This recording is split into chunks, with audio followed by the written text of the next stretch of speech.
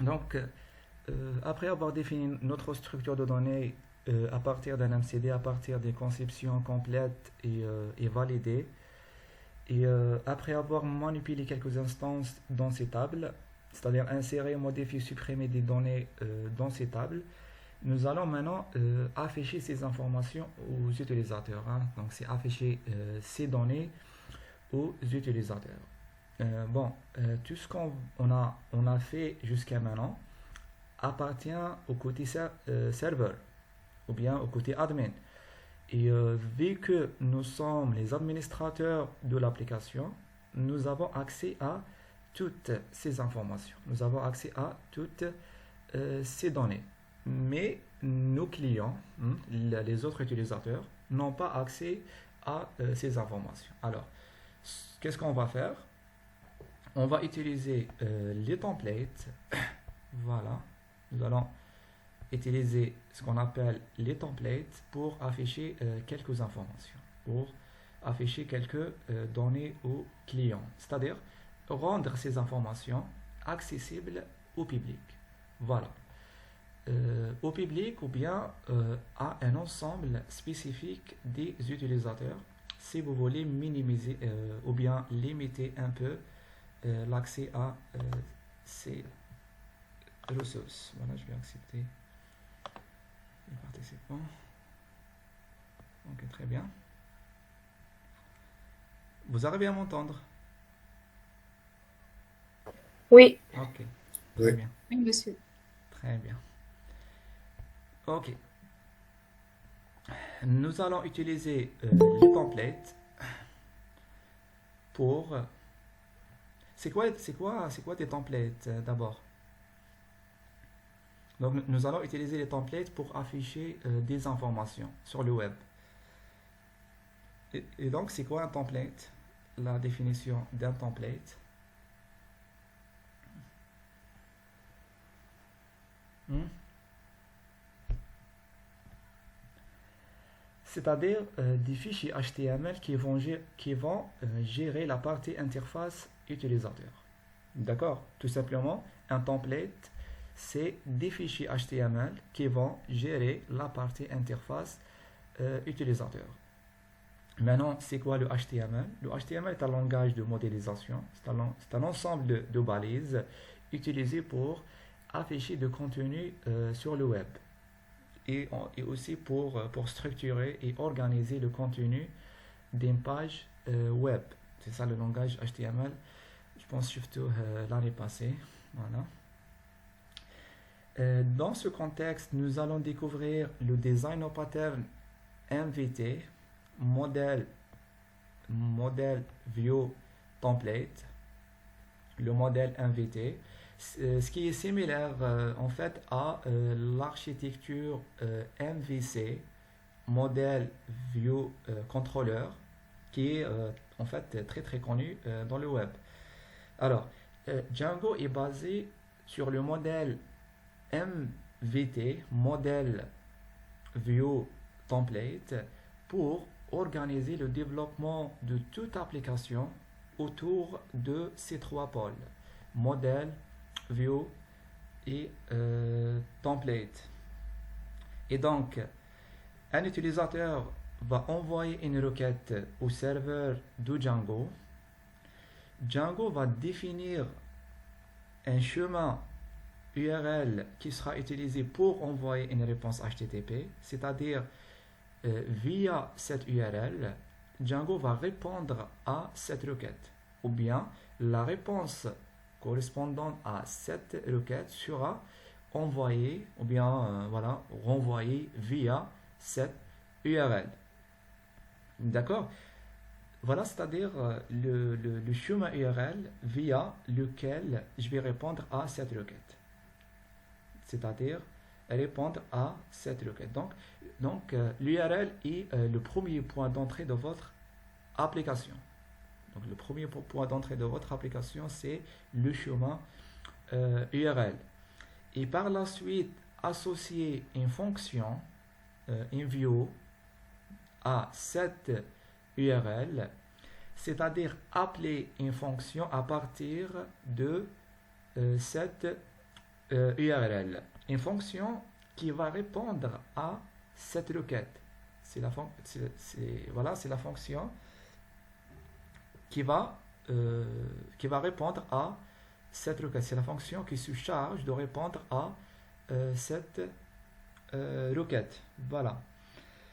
Cette fonction va interagir avec les modèles. C'est pour récupérer les données nécessaires à partir de votre base de données. Donc, le fichier qui est en relation directe avec la base de données et le modèle. Cette fonction va interagir alors avec les modèles afin de fournir les informations nécessaires pour répondre à cette requête.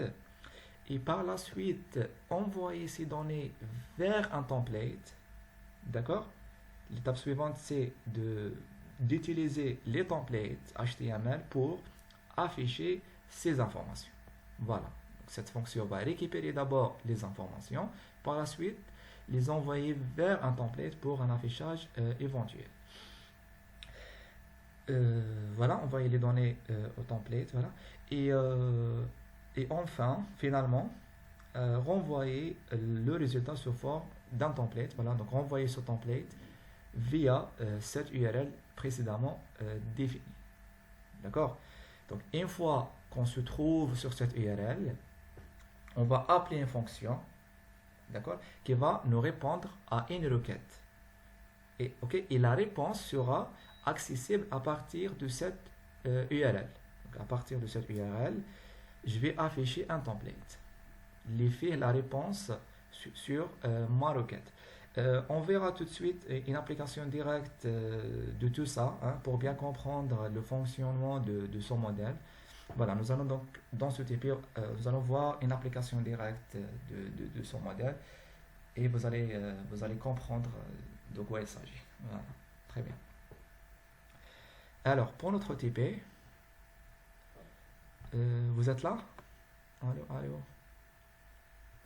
Oui, monsieur. Oui, monsieur. D'accord, très bien. Alors, on va continuer. Pour notre TP, nous allons afficher à nos clients la liste de tous les produits. Voilà. Nous allons, donc le but est d'afficher la liste de tous les produits disponibles dans une interface utilisateur. Ou bien, tout simplement, nous allons répondre à la requête quels sont les produits disponibles. Donc, nous allons répondre à cette requête. Voilà. Nous allons afficher à nos clients la liste des produits, de tous les produits, ou bien la liste des produits disponibles chez nous. Tout simplement, c'est ça. Alors, commençons par, mais tout d'abord, on commence par la création d'un nouveau dossier template. En commençant par la création d'un nouveau dossier template dans le répertoire de votre application produit. C'est l'application de TP précédent. Alors, moi, je ne dispose pas encore de l'application produit de TP précédent. Alors, je commence par la créer. Voilà. Donc, je vais ouvrir un terminal. Voilà. Pratiquement, je vais refaire le TP précédent. Je vais refaire le TP numéro 3. Voilà, je vais ouvrir le terminal. Et je vais attendre un peu.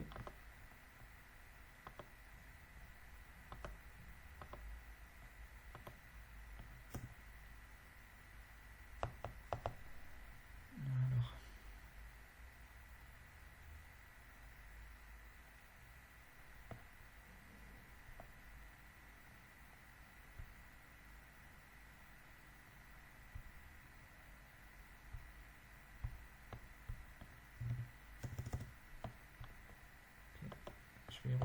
Je vais réouvrir le terminal.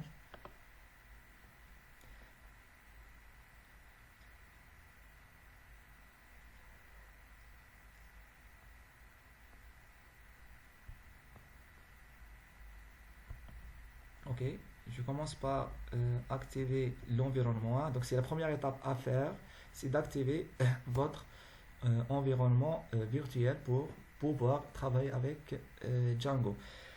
Alors, je vais créer une nouvelle application qui s'appelle produit, mais je dois d'abord me placer à l'intérieur de mon projet. Donc, CD vers le projet 1, projet 2, pardon. Voilà, c'est là où j'ai le manage.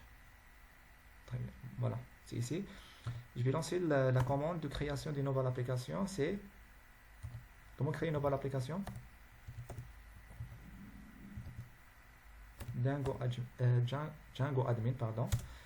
Et start app, ce sera produit. Monsieur, Ouais? monsieur نخدمو en même temps معاك. Non, c'est pas la peine. Ok. Juste me suivre. Parce qu'en fait, ça, c'est le TP numéro 3. Et pour faire le TP numéro 4, j'ai besoin de TP précédent. C'est tout. Donc, normalement, vous l'avez fait, Adam. Oui, monsieur. Vous l'avez fait la fois passée. Ok. Je commence par la création de l'application produit. Voilà, de l'application, voilà, des nouvelles applications produit. La première des choses à faire après avoir créé une nouvelle application, c'est quoi?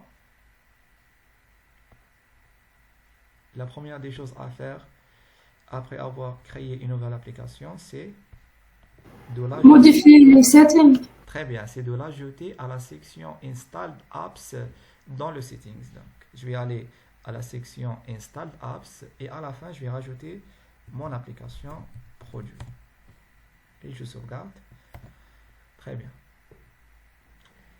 L'étape suivante est de modifier le fichier models de mon application. C'est de modifier le fichier models de mon application. Voilà. Pour décrire la structure de ma base de données. Commençons par la table produit. Donc, classe, le nom de la table, ou bien le nom de la classe, c'est product. Cette classe qui hérite de models. Voilà. Alors, à quoi sert cet héritage? Donc, j'ai défini une classe product qui hérite de models. Pourquoi j'ai rajouté cet héritage?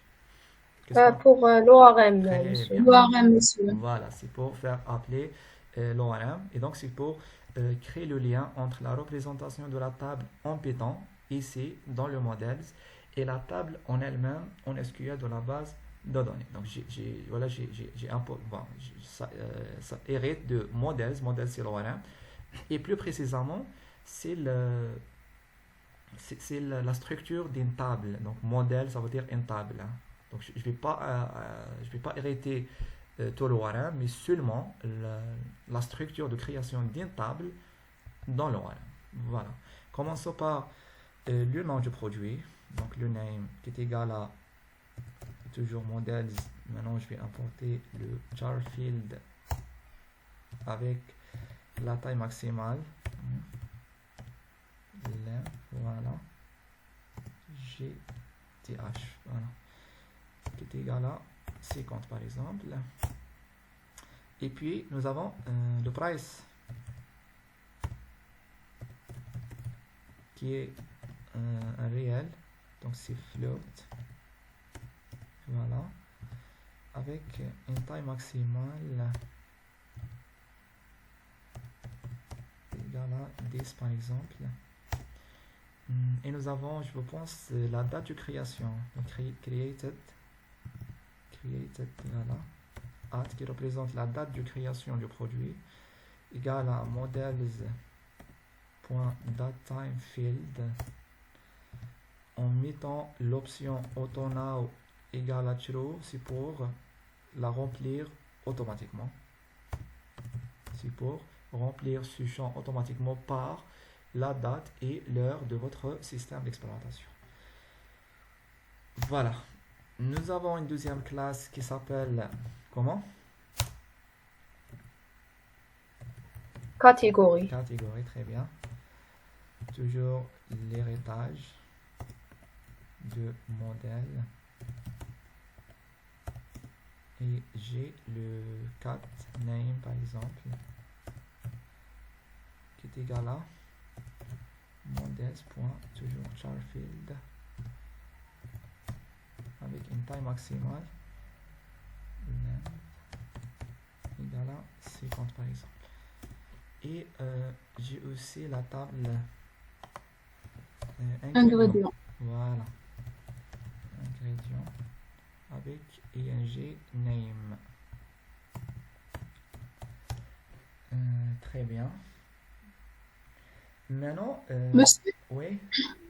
dans produit, ajoutez avec INGRS, les deux. Très bien. Je vais parler des relations. Hein. Bon, on commence par les attributs.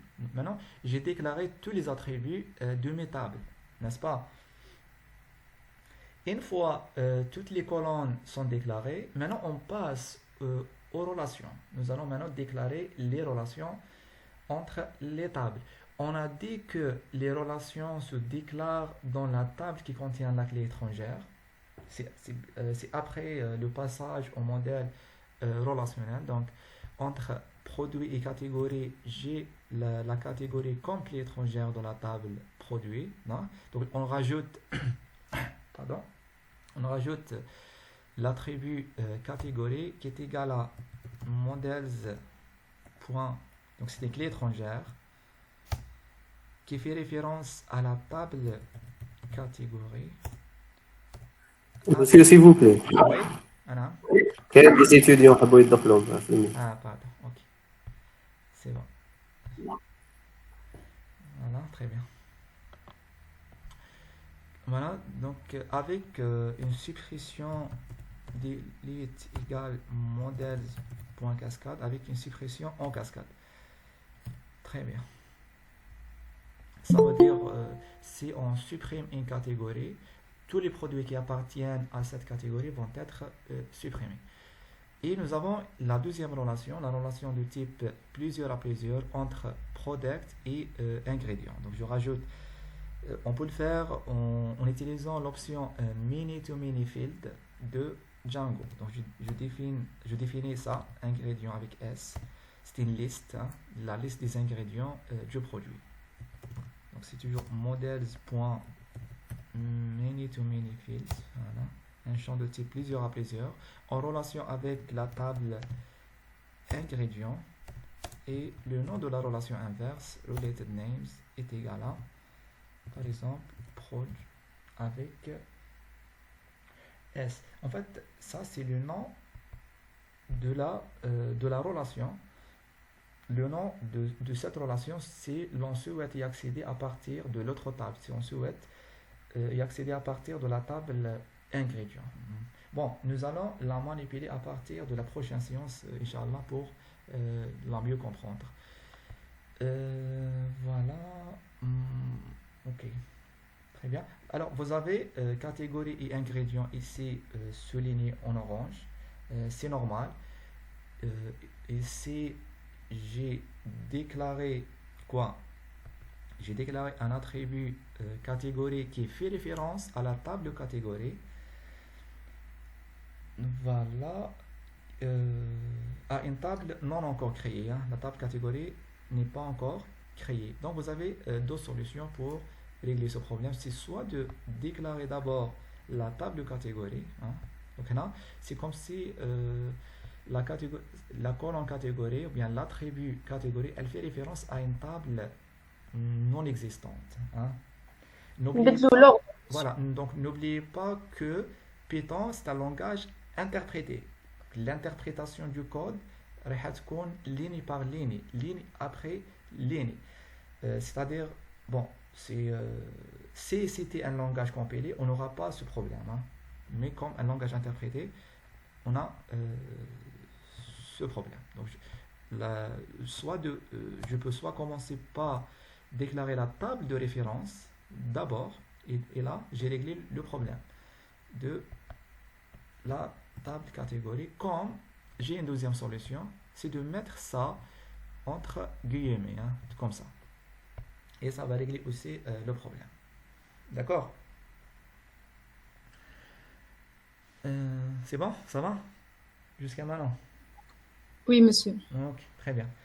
Maintenant, l'étape suivante, après avoir modifié la base de données, c'est quoi? Donc, je prends là, après chaque modification dans la base de données, pour appliquer ces modifications, je dois lancer quelle commande? Make migrations. Très bien. Donc, c'est Python. Je vais utiliser le fichier manage.py pour préparer les migrations. Make migrations.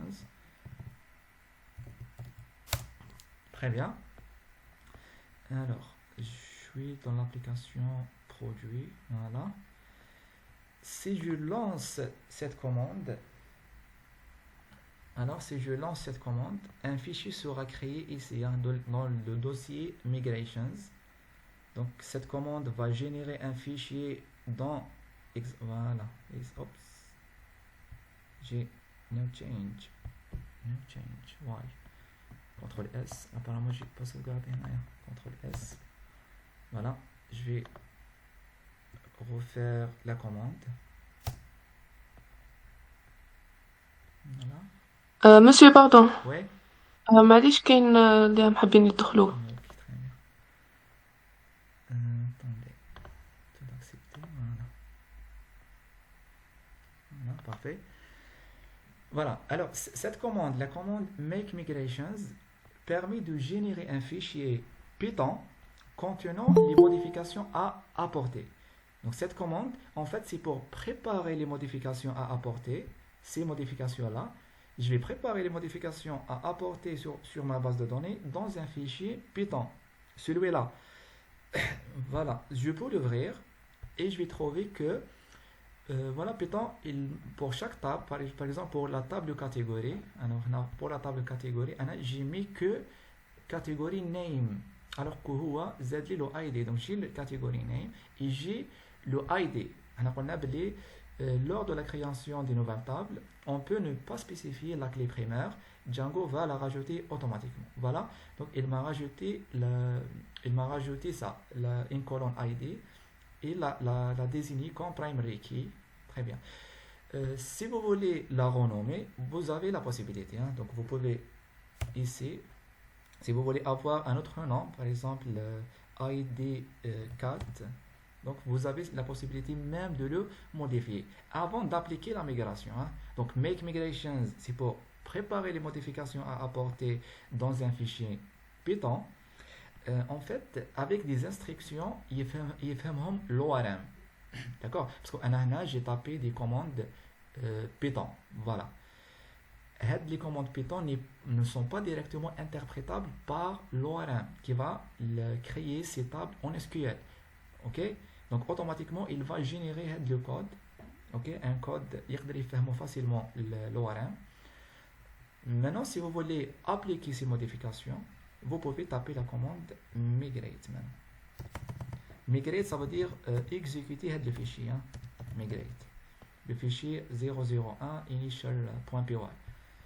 Voilà, donc vous avez les instructions, enfin les modifications à apporter pour les trois tables, la table product, la table ingrédients et la table catégorie. Je peux maintenant, je sauvegarde, CTRL S, et je lance les migrations. Très bien, donc mes trois tables seront créées dans la base de données. Maintenant, pour afficher ces tables ou bien pour les intégrer à l'espace d'administration de Django, je dois les rajouter dans le fichier. Quel fichier? Le fichier admin. Si on veut intégrer des modèles dans notre espace d'administration. Je commence par importer mes trois tables. Donc from models import, j'ai la table product, pardon. Oups. Product, la table ingrédients et la table catégorie. Et maintenant, je peux les intégrer dans mon panneau d'administration de Django avec la commande admin.site.register, entre parenthèses, le nom de la table à mettre. Oups, product, what happened? Product admin.site.register.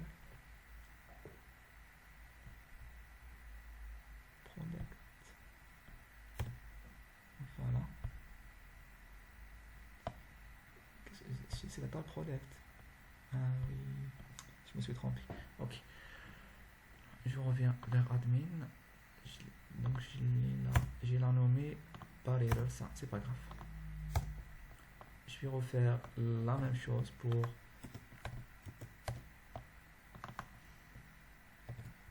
Ou bien je vais la renommer. Hein. Je préfère de la corriger. Hein. Donc c'est PR, mais je dois relancer les migrations. Hein.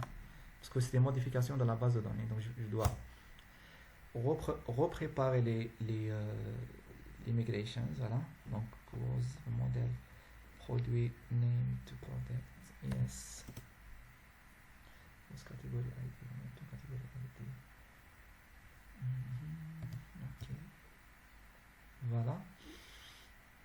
Et je dois relancer les migrations une autre fois. Ok. Je reviens vers le admin. Maintenant j'ai la table product, la bonne table, voilà. J'ai la table ingrédients et la table catégorie. De cette façon, mes trois tables seront accessibles à partir de l'espace d'administration de Django et donc je peux les manipuler, hein. Je peux insérer, modifier du contenu dans ces tables sans avoir touché au code. C'est à partir de l'espace d'administration. L'étape finale, c'est de lancer le serveur. C'est ça? C'est run server. Voilà. Et je vais accéder à l'espace d'administration de Django. Voilà. C'est /admin. Voilà. Donc la table de catégorie, enfin le produit c'est le nom de l'application. Hein. Donc j'ai l'application avec le nom produit. Dans cette application, j'ai trois tables. J'ai la table catégorie, la table ingrédients et la table product. Bon, je peux insérer des éléments. Donc, je peux rajouter des catégories en cliquant sur Add. Et là, je peux rajouter voilà, une catégorie, par exemple, les poissons. Sauvegarder, même pour ingrédients. Hein. Je peux insérer des ingrédients. Voilà. Je vais rajouter un autre. Très bien. Comme je peux insérer des produits. Product name, ça sera bon, ces produits, voilà, par exemple gâteau avec un prix de 3000 par exemple. Bon, c'est pas la bonne catégorie, hein, mais bref, voilà, avec ces deux ingrédients et je sauvegarde. Très bien. Alors, maintenant on peut aller voir la structure de notre application ici dans Visual Code. Là, je peux visualiser la structure de ma base de données. Hein. Alors, mon projet. Voilà ma base de données. Donc, je fais clic droit, Open Database. La base de données va être ouverte ici. Voilà, clic. Maintenant, le nom de l'application c'est produit. Donc ça, j'ai le nom de l'application qui précède le nom de la table. Voilà, donc produit c'est le nom de l'application. Dans l'application produit, j'ai une table de catégorie.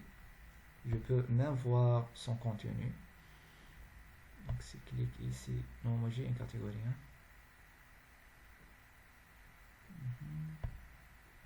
Très bien, voilà la catégorie que je viens d'insérer.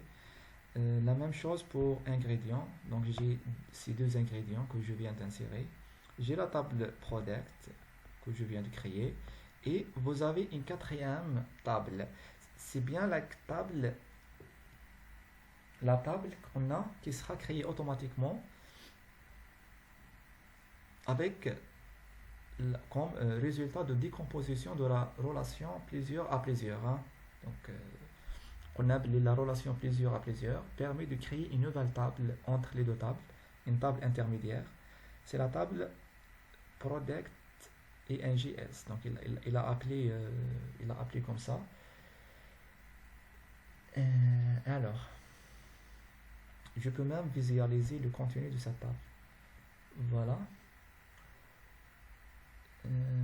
maintenant, cette table, la table créée automatiquement, comme il s'agit de relations plusieurs à plusieurs, sa table stocke les associations entre les produits et les ingrédients, permettant ainsi de savoir quels ingrédients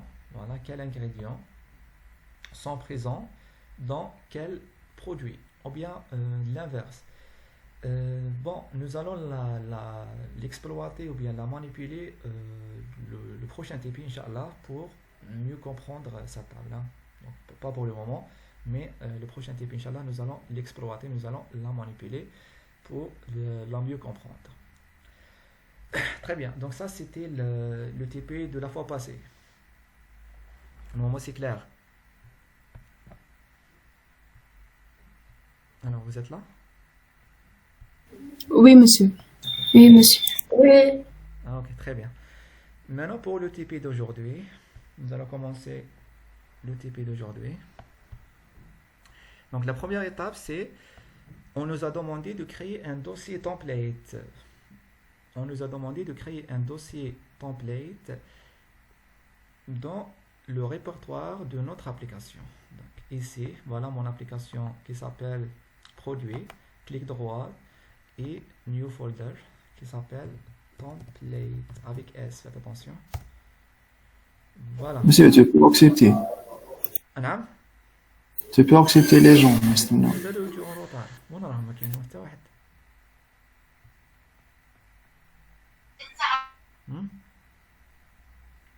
بالك راهو. Alors, je commence par créer un dossier template dans le même répertoire que mon application produit. Et par la suite, bon, ce dossier va contenir le fichier index.html comme un premier template. Donc ici, dans template, je vais définir tous les templates de mon application produit. Commençons par le premier template qui est le index.html. Donc je vais créer un fichier HTML, par exemple index.html, comme premier template de notre application. Ce fichier-là, le fichier index.html, il sera utilisé pour afficher la liste de nos produits. D'accord? Ah, oups, j'ai oublié un truc. Ok. Alors là, bon, là vous remarquez que chaque instance est affichée sous forme d'un objet, n'est-ce pas? Donc, pour la table produit, vous avez Product Object 1. Pour la table ingrédients, vous avez ingredient object 1, object 2, etc. Si vous voulez avoir un affichage personnalisé, c'est-à-dire afficher le nom de l'objet, par exemple, hein, vous pouvez rajouter une fonction qui s'appelle str, c'est à l'intérieur de votre modèle. Donc ici, là où j'ai les modèles, non? Par exemple, au lieu d'afficher les produits comme des objets, hein, Product Object 1, Product Object 2, etc., je peux choisir un type d'affichage en utilisant la fonction string. Hein. Alors, nous allons définir une fonction à l'intérieur de notre modèle. Hein. Donc, c'est à l'intérieur de notre modèle, au même niveau que ses attributs. Donc je mets def. Def c'est pour définir une fonction en Python. Hein. C'est une fonction qui s'appelle str et qui prend en entrée le self, ça veut dire le modèle lui-même. Hein. C'est le modèle product en entrée. Et qui return quoi?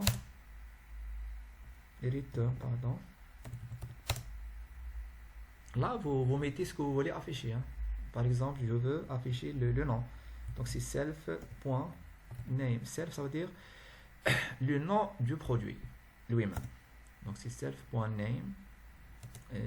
Bon, vous pouvez même rajouter le price. Donc, plus, par exemple, une chaîne de caractères. Voilà, entre parenthèses, par exemple, je mets. Voilà. et je rajoute plus self.price. Donc j'affiche, au lieu d'afficher price, oups, j'ai mis son E.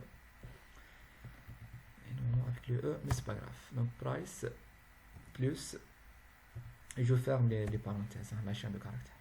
Ok, donc au lieu d'afficher product object 1 ici, je vais afficher le nom du produit suivi par son prêt. Alors là, il m'indique concatenate str to float. Alors là, le price, c'est float, n'est-ce pas? Ok, float. Ok. Donc je dois utiliser la fonction str pour faire le casting. Je mets le casting. Hein.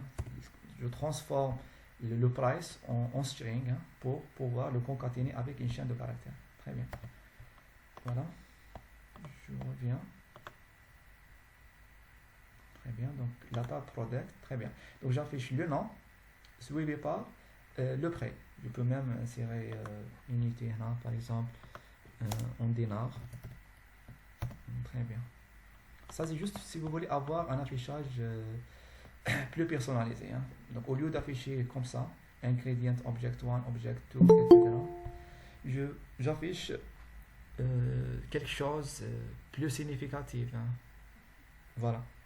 Vous pouvez faire la même chose pour les deux autres modèles. Hein. Là, j'ai mis que la fonction str que pour la table product, mais vous pouvez la rajouter même pour la table catégorie et la table ingrédient. Très bien. Je reviens vers le TP numéro 4. Donc, on commence par la création de dossier. C'est bon, j'ai créé le dossier. J'ai créé le fichier HTML qui sera utilisé pour afficher la liste des produits. Alors, nous, voilà, comme nous sommes les administrateurs de l'application, nous avons accès à ces informations. Donc, comme nous sommes les administrations de l'application, on peut voir la liste des produits. Mais les autres utilisateurs, les clients, n'ont pas accès à ces informations. Ça, c'est évident. Alors, ce qu'on va faire, on va leur donner la possibilité d'accéder à certaines informations en utilisant les templates. Donc on va afficher la liste des produits dans un template. C'est le template que je viens de créer, c'est le template index.html. C'est pour rendre ces informations accessibles au public. C'est ça le but ou bien l'objectif de notre TP. Voilà. Voilà. L'étape suivante, c'est quoi? Donc, c'est quoi? J'ai créé le template.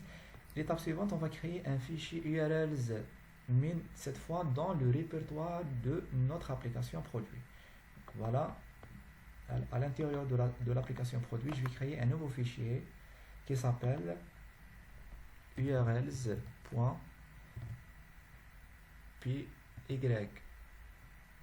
Un fichier urls.py. Et l'étape suivante, c'est de modifier le fichier urls.py de projet pour inclure dans les URL du projet les URL de notre application. Alors, vous avez déjà un fichier URLs, mais dans votre projet, donc là, projet 2, j'ai déjà un fichier URLs, là où j'ai tous les chemins URL fonctionnels pour le moment. Vous pouvez vérifier la section URL patterns et vous allez trouver que pour le moment, vous n'avez que le chemin admin. C'est-à-dire, à partir de localhost, maintenant, je peux accéder que au chemin admin. Si je mets autre chose qu'admin, j'ai erreur. Ok? Je vais que le chemin admin qui est accessible pour le moment. D'accord? Donc là, nous allons définir un nouveau chemin. Voilà. Donc, nous avons déjà un fichier URLs dans notre projet. Ok? Nous avons Oui, monsieur. déjà un chemin URLs dans notre projet. Là, on va modifier le fichier URLs de notre projet pour inclure les URL de notre application, c'est-à-dire pour inclure les URL que je vais définir dans ce fichier URL, c'est le deuxième, hein, ce fichier-là. Ok? Donc la première des choses à faire, c'est d'accéder au fichier URL de projet et de rajouter ça. Donc, path, un nouveau chemin. Je mets la chaîne vide et je vais inclure les URL de mon application. Donc, produit ici le nom de l'application, suivi par le nom de fichier. Ça veut dire quoi ça? Ça veut dire quoi?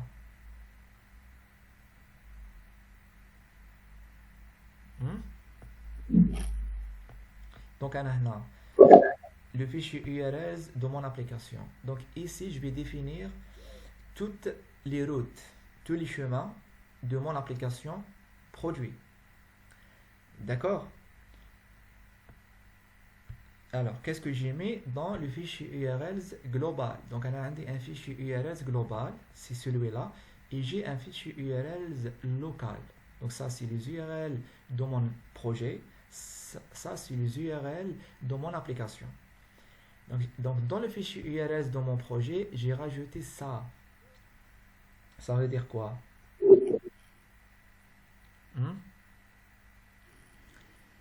Alors, je crois que c'est à partir de chaîne vide.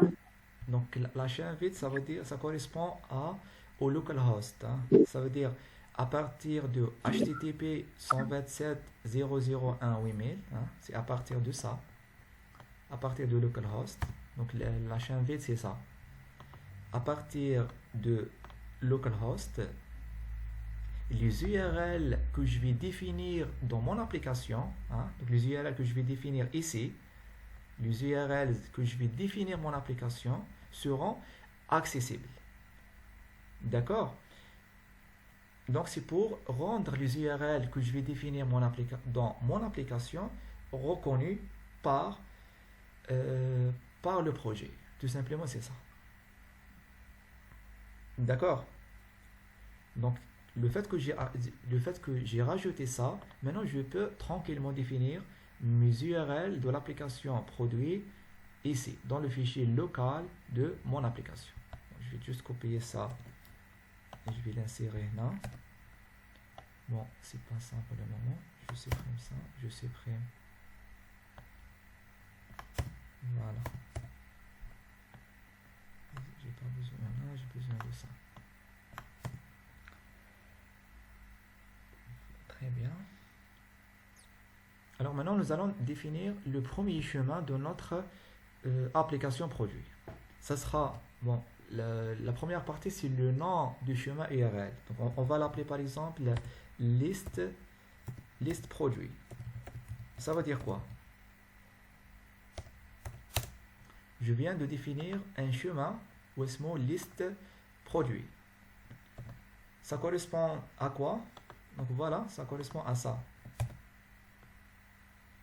Localhost / liste produit. Donc voilà le chemin que je viens de définir. Pour le moment, ça vous affiche un problème. Enfin, c'est logique parce qu'on ne l'a pas encore programmé. Hein. Donc je viens de rajouter un nouveau chemin URL. L'étape suivante, c'est d'associer à cette URL une fonction. Alors, c'est bien le chemin URL via lequel je vais afficher la liste du produit. Hein. Donc la liste du produit sera accessible à partir de ce chemin URL.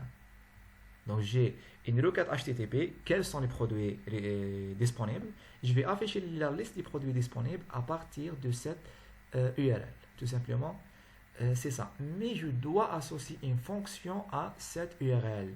Je dois associer une fonction qui sera exécutée une fois qu'on se trouve sur cette URL. C'est bien la fonction qui va nous répondre à la requête. Donc je mets views, on va la déclarer par la suite. Donc je mets views, on va la déclarer dans le fichier views, hein, celui-là. On va la déclarer ici. On va l'appeler par exemple afficher / produit. On va la nommer afficher produit. Ça, c'est la fonction qui va nous répondre à la requête quels sont les produits disponibles. Et ça, c'est le chemin URL à partir duquel la liste des produits disponibles sera accessible, ou bien sera accessible, la liste, je parle de la liste. Alors, maintenant, pourquoi on sépare les URL de l'application des URL de projet? Alors, je séparer les URL de mon application des URL de projet. Donc, on a le fichier URL. J'arrive pas à entendre. Ihsan, c'est ça qui essaie de parler. D'accord.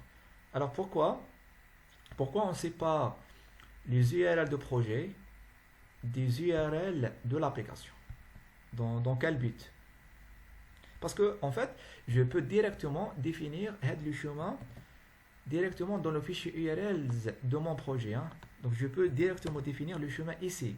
J'ai cette possibilité, et ça marchera sans aucun problème. Donc je peux directement définir les chemins de mon application produit dans le fichier URL de mon projet.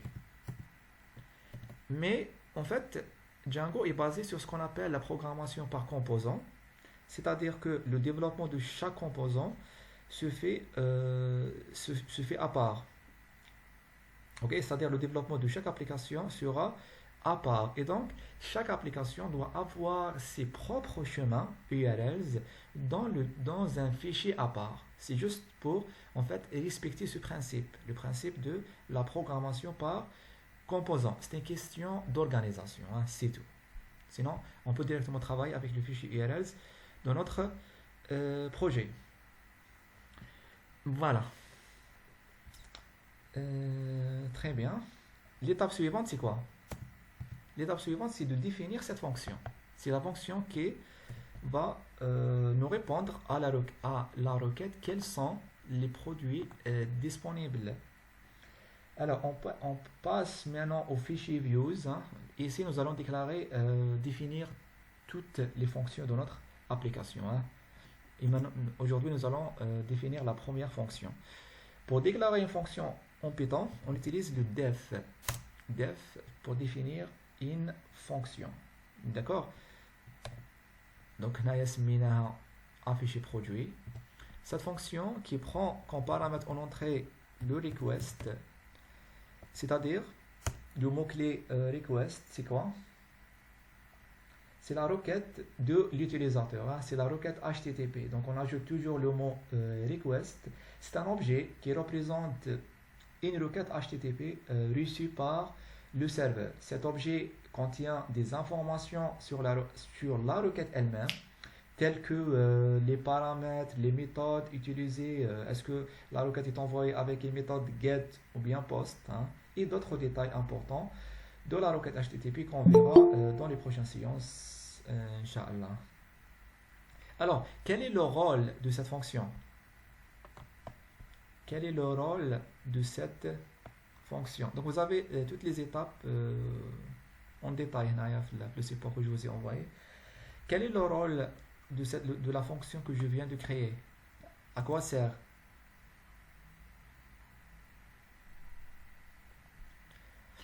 Allez-y. À quoi sert? À quoi sert la fonction? Afficher les tables, monsieur. Très bien, c'est afficher les tables, c'est-à-dire interagir avec les modèles pour récupérer le contenu de la table produit, c'est ça? Elle va d'abord récupérer le contenu de la table produit et puis l'envoyer au template pour l'afficher aux utilisateurs. Alors, la première étape, c'est de récupérer le contenu de la table product, de la table produit.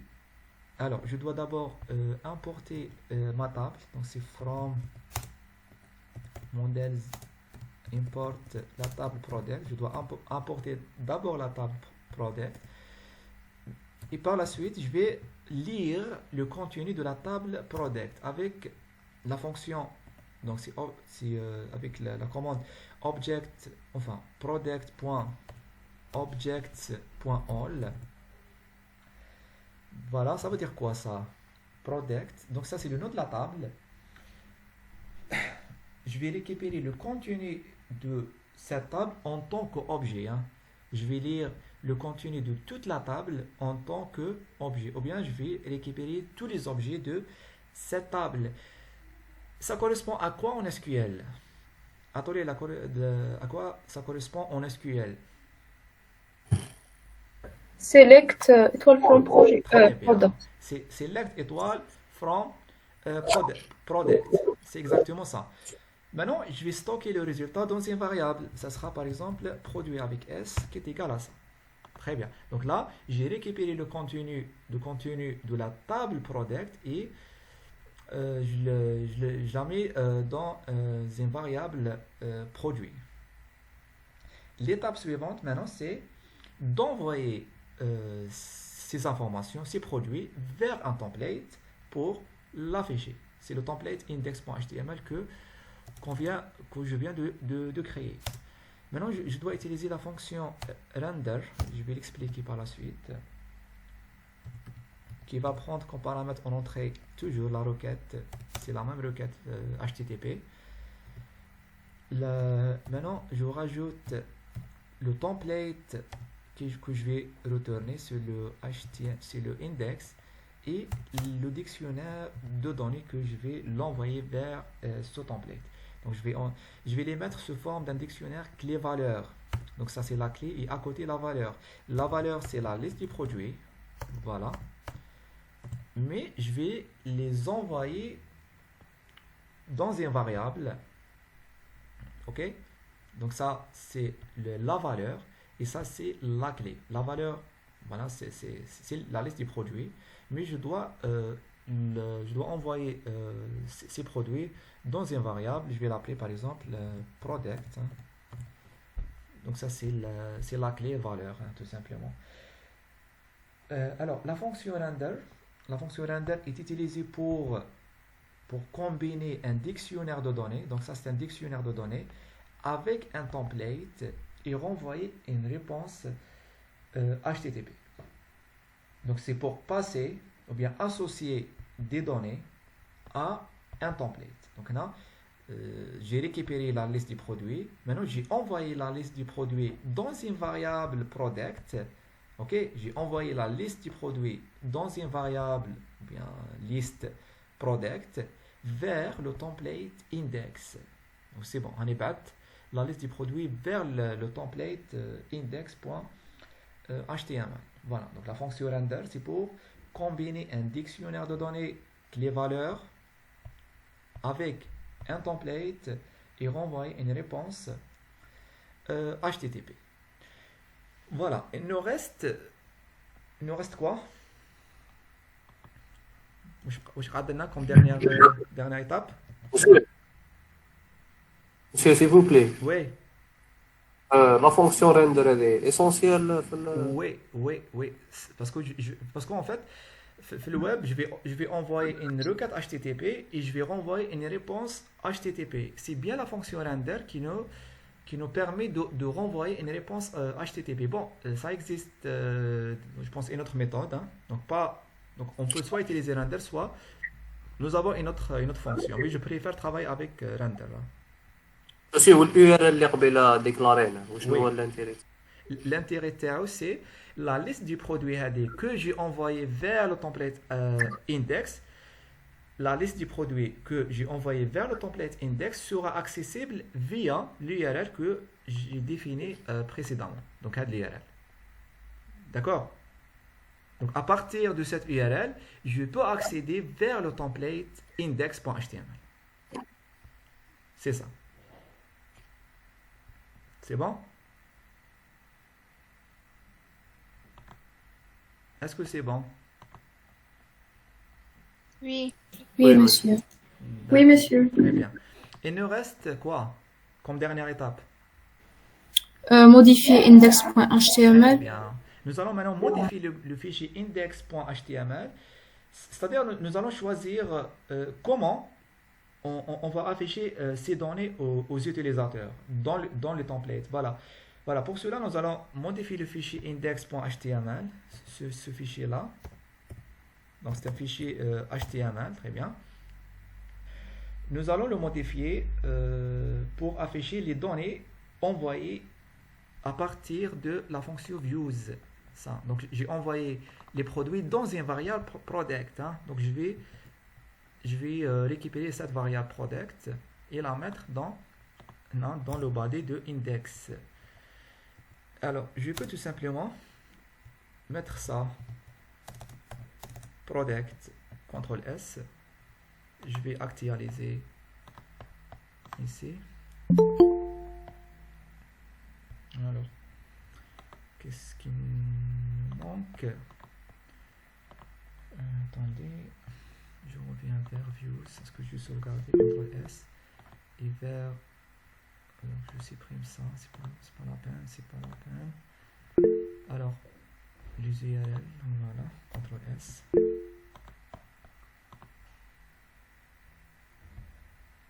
Est-ce que le serveur est en démarrage? Projet non module named project app in. J'ai pas cette information. C'est au niveau de donc from project app in import views. Non, c'est pas ça. C'est from.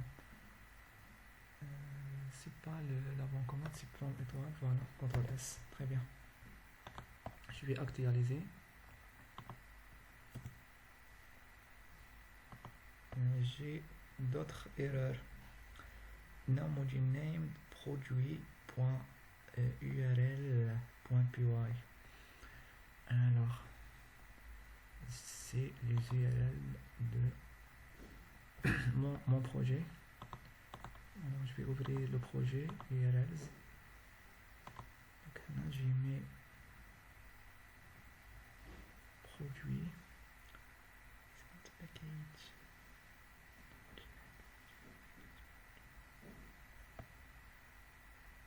Alors qu'est-ce qu'il me manque? Je pense que il me manque quelque chose.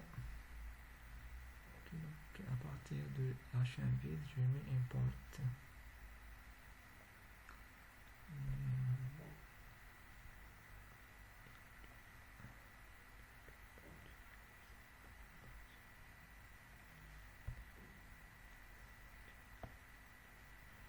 C'est pas ça. Donc c'est juste URLs. Pardon. C'est juste le nom hein, sans l'extension. Pardon.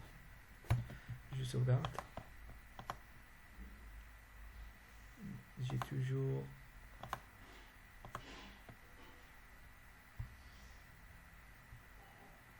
CTRL S.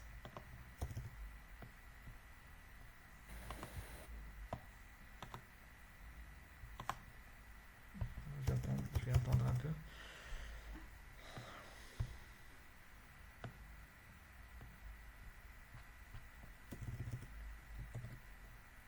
Ok, je vais relancer le serveur. Voilà. Ok.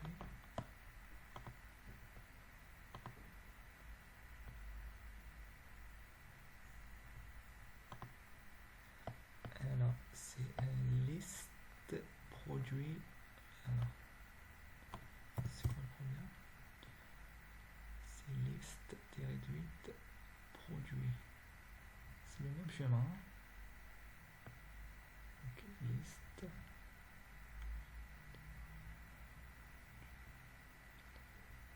Donc c'est exactement le même chemin. Je sais pas pourquoi il m'indique cette erreur. C'est liste produit avec S. Voilà les deux chemins accessibles pour le moment.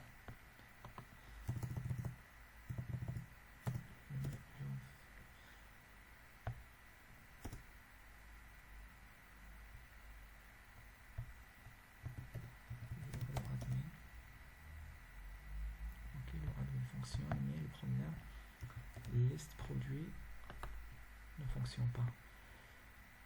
Alors, je me suis trompé quelque part. Je vais juste revoir mes instructions. Alors, donc là c'est à partir du path.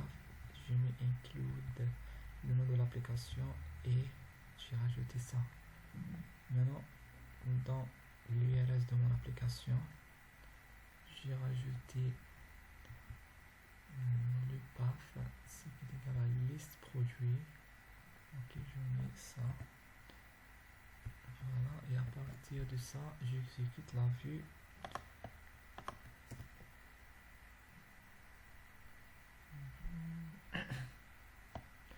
Ok, alors nous avons une erreur quelque part.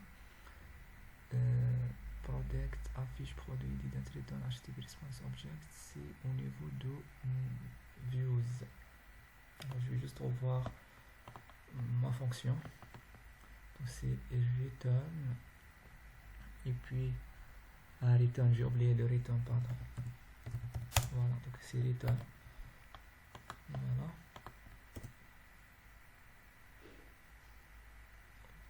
Très bien.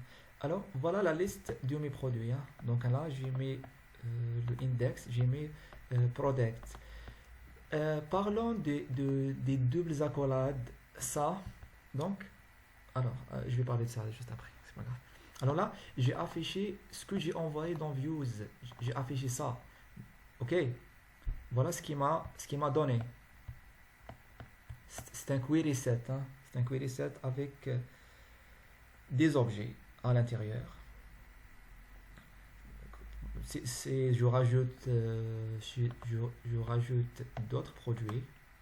Je vais insérer d'autres produits juste pour voir. Ce serait produit 2 par exemple, n'importe quel prêt, n'importe quelle catégorie, n'importe quel ingrédient. Voilà, je vais actualiser. Très bien, donc là j'ai deux objets produits, product object 1 et product object 2. Alors pour afficher la liste des produits, je dois parcourir cette liste. Et afficher pour chaque objet, par exemple le nom ou bien le prêt. C'est pour ça que je dois modifier encore mon fichier template en utilisant une boucle. Alors je rajoute accolade pourcentage, je vais parler de ça juste après. Alors je mets for par exemple produit in product, donc c'est une syntaxe sur Python. Ça veut dire quoi? Pour chaque, donc là je vais parcourir ça, je vais parcourir la liste product en prenant chaque objet, chaque instance comme produit. Donc voilà l'explication de cette instruction. Donc for produit in product, pour chaque objet produit de la liste des produits. Maintenant, bon, je peux rajouter quelque chose de significatif. Par exemple, je mets H1. Voilà. Donc voici la liste du produit. Très bien. Je vais afficher la liste dans une liste non ordonnée. Par exemple, je mets UL. C'est pour insérer une liste non ordonnée. Et chaque produit, je vais l'afficher dans une liste item. Comme ça. Voilà. Très bien. Donc pour chaque objet dans cette liste d'objets, je vais afficher quoi? Donc là, c'est le nom d'objet, point. Pour chaque objet, je vais afficher par exemple le nom, point name. Vous pouvez rajouter point price si vous voulez afficher le prêt, ainsi de suite. Et je ferme ma boucle avec end for. Voilà. Donc là, je vais parcourir ma liste et afficher pour chaque objet produit le nom correspondant. Alors, voici la liste des produits. C'est pas le nom. Oui, c'est made of models. Il faut utiliser, donc c'est name. Donc product name. C'est quoi le problème? Ah, c'est produit, hein, c'est pas product. Je l'ai nommé là, produit. Donc pour chaque produit, j'affiche le nom. Alors là, je vais parcourir ma liste des produits en considérant chaque ligne, chaque instance, chaque objet comme produit. Et j'affiche pour chaque produit son nom. Pour chaque objet, son nom. Très bien. Donc voici la liste des produits disponibles. Donc j'ai ces deux produits. C'est exactement les mêmes que j'ai insérés dans mon espace d'administration. Alors, cet espace, ça c'est pour les administrateurs de l'application, c'est pour nous, les développeurs de l'application. Ça c'est pour les utilisateurs, hein, c'est pour les clients de notre application tout simplement. Donc, les clients, ils peuvent accéder à la liste des produits disponibles ou bien ils peuvent consulter la liste des produits disponibles à partir de cette URL. D'accord? Donc à partir de cette URL, je vais fournir la liste des produits disponibles au public. Alors, c'est exactement une application directe de... Alors, attendez, je vais d'abord parler de ça. Donc, c'est quoi? Alors, l'accolade pourcentage et la double accolade font partie du langage de template de Django. Alors, il faut savoir que le framework Django est un framework full stack. Ça veut dire quoi un framework full stack? Ça veut dire que on peut développer le côté, ou bien il permet de gérer à la fois le côté serveur et le côté front, le côté utilisateur. Donc le côté serveur, c'est clair. Maintenant, pour le côté front-end, pour le côté affichage, nous avons l'accolade pourcentage et la double accolade qui font partie du langage de template de Django. Alors, accolade pourcentage, ça c'est pour utiliser lorsque vous avez une expression comme une opération logique ou bien une boucle. Par exemple, maintenant, j'ai une boucle. Donc pour les boucles, on utilise l'accolade pourcentage. La double accolade, ça c'est pour accéder simplement à une variable, afficher les données d'une variable, comme ce que j'ai fait ici. D'accord? Voilà. Alors, qu'est-ce qu'on a fait dans ce TP? Je reviens vers le modèle MVT. Donc j'avais une requête HTTP. Quels sont les produits disponibles? Donc, l'utilisateur a envoyé une requête HTTP. Quels sont les produits disponibles? Je vais répondre à cette requête. Alors, Django commence par définir le chemin URL qui sera utilisé pour renvoyer une réponse HTTP. Donc, le chemin URL, c'est le premier point d'entrée de votre application. Définir un chemin URL qui sera utilisé pour répondre à une requête, c'est la première des choses à faire. Je vais répondre à cette requête. Je vais afficher la liste des produits disponibles via cette URL. Est-ce que c'est clair? Vous êtes là? Allô? Oui, monsieur. D'accord. هضروا شوية منين ذاك باش ما نحسش روحي tout seul. Alors, le chemin URL, on a dit que c'est le premier point d'entrée de notre application. Très bien. Alors là, j'ai commencé par définir le chemin URL. C'est le premier point d'entrée de notre application. C'est bien le chemin URL via lequel je vais afficher la liste des produits. D'accord? La liste de produits sera accessible à partir de ce chemin URL. Ce chemin-là. Voilà, c'est liste produits. Alors, en bas, on doit associer à cette URL une fonction, une view. C'est bien la fonction qui va traiter la requête. C'est bien la fonction qui va répondre à notre requête. C'est bien la fonction qui va afficher la liste des produits. Ok? Donc, j'ai associé une view qui s'appelle afficher produit. Ça veut dire, une fois qu'on se trouve sur cette URL, une fonction sera exécutée. Tout simplement, c'est ça. Une fois nous avons cette URL, on a une fonction qui sera exécutée en arrière-plan. C'est bien la fonction qui va nous répondre à la requête quels sont les produits disponibles. En bas, la fonction, elle va interagir avec les modèles pour récupérer les données nécessaires à partir de la base de données. Donc, je dis vers views, voilà la fonction afficher produit. Elle va interagir avec la base de données pour répondre à la liste des produits. C'est ce qu'on a fait. Donc, on a récupéré la liste des produits à partir de la table product qui est définie dans les modèles. Donc, Nas, j'ai cette interaction entre views et models. Par la suite, une fois les données sont récupérées, pour les afficher, j'ai besoin d'un template. Alors, l'étape suivante, c'est d'envoyer ces données vers un template HTML pour les afficher. C'est exactement ce que j'ai fait là. Donc, return render. Donc, renvoyer une réponse HTTP en envoyant ces données. Donc, les données, c'est produit, la liste des produits. Je vais les mettre dans un variable product et l'envoyer vers le template qui s'appelle index.html. Donc, là, j'ai combiné, ou bien j'ai associé un dictionnaire de données avec un template. J'ai envoyé des données vers un template. D'accord? Et l'étape finale, c'est de afficher ce template via cette URL précédemment définie. Donc, je commence par définir l'URL, j'ai fait un traitement et je reviens vers l'URL. C'est pour accéder à ces données. D'accord? Voilà, je reviens donc, on a les données vers le index.html. Donc, on a fait l'index.html, je dois préciser comment afficher ces données. Est-ce que je vais les afficher sous forme d'une liste, tableau, etc. C'est juste de définir le format d'affichage de vos données. C'est très très facile. Ça ne pose aucun problème. Voilà. C'est ça le